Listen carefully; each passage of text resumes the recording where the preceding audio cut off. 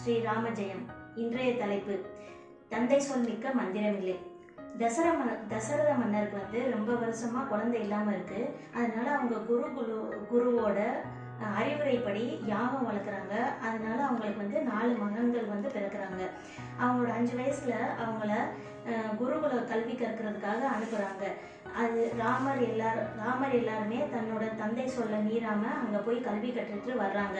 அவங்க திரும்பி அயோத்திக்கு வந்ததுக்கு அப்புறமா விஸ்வாமித்திர முனிவர் தசரத மன்னன் கிட்ட அவங்க ஒரு வேள்வி நடத்தணும், அதுக்கு பல இடையூறுகள் வருது, அதை ராமர் தான் அதை தடுத்து எங்களை இந்த வேள்வி சரியா நடத்துறதுக்கு வழி பண்ணணும் அப்படின்னு சொல்லி அனுப்புறாங்க.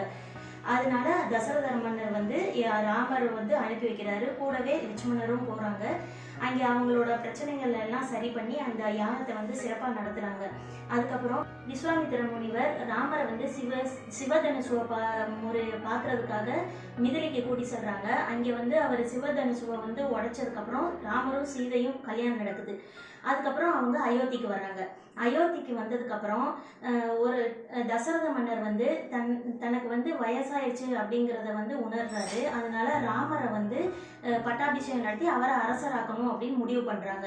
முடிவு பண்ணதுக்கு அப்புறமா இதை ராமர் கிட்ட சொல்றாங்க. ராமர் தயக்கமும் அவருக்கு இந்த பதவி மேல ஆசையும் இல்லை, வெறுப்பும் இல்லை. அதுக்கப்புறம் மன்னர் எனக்கு நீ உதவி செய்யி, நீ மன்னராகன்னு சொன்னதுக்கு அப்புறமா தந்தை சொல்ல மீறாம சரி அப்படின்னு சொல்லி ஏத்துக்கிறாங்க. இதுக்காக அந்த பட்டாபிஷேக ஏற்பாடெல்லாம் நடந்துகிட்டு இருக்கு. அப்போ கைகேயி அவங்க தசரத மன்னர் கிட்ட பெற்ற வரத்தினால ராமர் வனவாசம் செல்லணும், 14 வருஷம் செல்லணுங்கிற வரமா கேட்குறாங்க.